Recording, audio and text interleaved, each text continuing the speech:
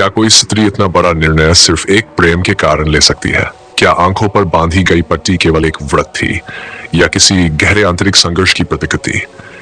जब हम गांधारी को याद करते हैं तो सबसे पहले जो दृश्य उभरता है वह है आंखों पर बंधी हुई पट्टी।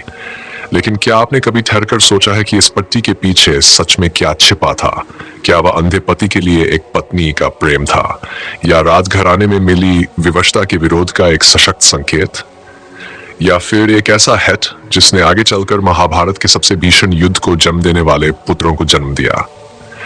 आज हम गांधारी की उस आंखों की पट्टी के बारे में बात करने जा रहे हैं, जो न केवल उनके जीवन की पहचान बन गई बल्कि इतिहास की सबसे बड़ी गाथा में एक निर्णायक भूमिका भी निभाई।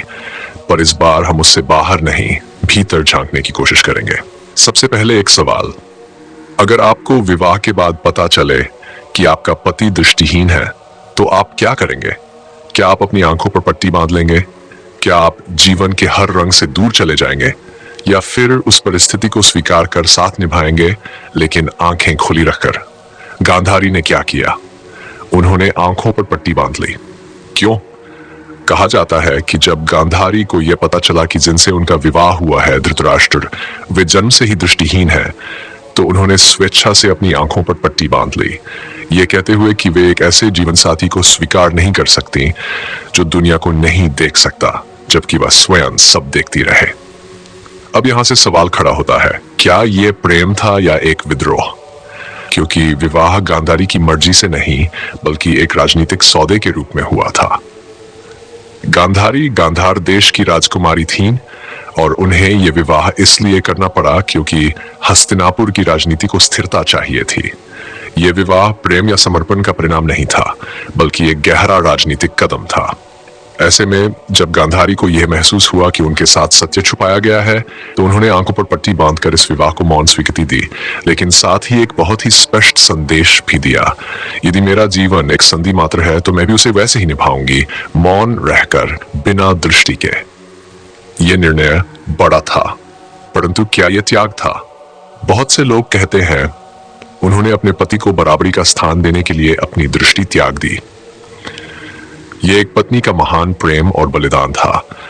पर एक और दृष्टिकोण यह कहता है यह एक स्त्री का हेट था, ऐसा हेट जो आहत स्वाभिमान से उपजा, एक ऐसी परिस्थिति का विरोध जिसमें उन्हें बिना उनकी सहमति के एक अंधे पुरुष के साथ बांध दिया गया। तो क्या गांधारी का यह कदम सकारात्मक था, या इस निर्णय ने उनके बच्चों के भविष्य पर एक गहरा असर डाला? कल्पना कीजिए एक मां जो अपने बच्चों को कभी नहीं देख सकी। धृतराष्ट्र पहले से दृष्टिहीन थे और गांधारी ने स्वेच्छा से अपनी दृष्टि त्याग दी। अब उनके संतान कौरव ऐसे माता पिता की संतान बने जिन्हें जीवन के रंगों, संकेतों और भावनाओं को देखने का अनुभव ही नहीं था। क्या इसने उन बच्चों के भीतर असुरक्षा, कटुता और अहं को जन्म नहीं दिया? दुर्योधन का बचपन ऐसा था जिसमें स्नेह नहीं, शक्ति प्रमुख थी। वह लगातार स्वयं को पांडवों से तुलना करता रहा।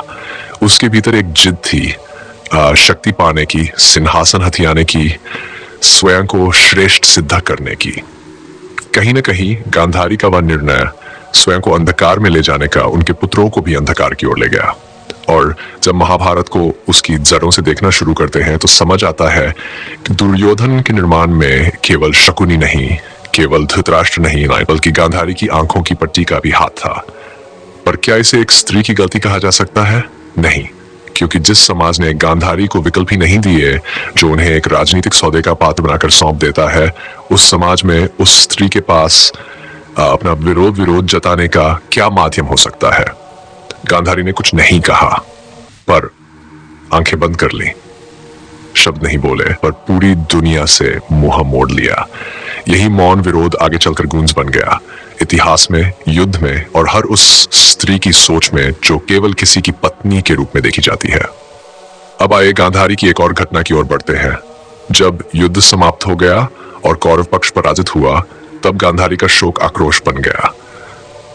उन्होंने श्री कृष्ण को कोसा, उन्हें उत्तरदायी ठहराया और श्राप तक दे डाला कि उनका वंश भी समाप्त हो जाएगा।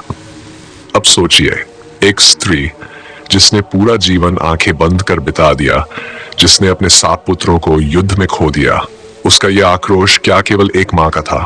या ये उस स्त्री का था जो पूरी उम्र दबा रही अपनी पीड़ा, अपनी विवशता, अपने निर्णयों का बोझ? गांधारी का श्राप केवल श्री कृष्ण पर नहीं था, वह एक युग पर था। एक ऐसा युग जिसने स्त्रियों को मौन रहने को विवश किया, और जब वे कुछ बोलती थी तब तक बहुत देर हो चुकी होती थी। गांधारी की पट्टी अब एक प्रतीक बन चुकी है। कुछ लोग इसे त्याग का प्रतीक मानते हैं, कुछ इसे प्रेम कहते हैं, और कुछ इसे एक हेट, एक विरोध, एक स्त्री की चुप चीख। पर एक बात स्पष्ट है, यह पट्टी केवल आंखों पर नहीं थी, यह पट्टी उनके जीवन, उनकी भावनाओं और उनके अधिकारों पर भी थी। अब आइए सोचते हैं, आज के समय में इस कथा का बोध क्या है? क्या आज भी महिलाएं ऐसी परिस्थितियों से नहीं गुजरती? क्या आज भी उन्हें अपनी इच्छा के विरुद्ध निर्णय नहीं स्वीकारने पड़ते? क्या आज भी प्रेम, त्याग और हेट के बीच का अंतर स्पष्ट है? और सबसे बड़ा सवाल, क्या हम आज भी गांधारी की तरह ही किसी न किसी रूप में अपनी आंखों पर समाज, रीति, परंपरा और मर्यादा की पट्टी बांधकर जीते हैं? अब आपसे एक सवाल, अगर आप गांधारी की जगह होते तो क्या करते? क्या आप आंखों पर पट्टी बांधते? क्या आप उस विवाह को स्वीकार करते चुपचाप, या आप विरोध करते? कमेंट में अपनी सोच जरूर साझा करें, क्योंकि यही प्रश्न है जो हमें गांधारी की कथा से जोड़ता है। ये केवल इतिहास नहीं, ये हमारी मानसिकता का आईना है। अगर आपको लगता है कि गांधारी की कहानी आज के समाज को एक नई दृष्टि दे सकती है, तो इस वीडियो को शेयर जरूर कीजिए, क्योंकि ये कहानियां केवल सुनने के लिए नहीं होती, ये सोचने के लिए होती है।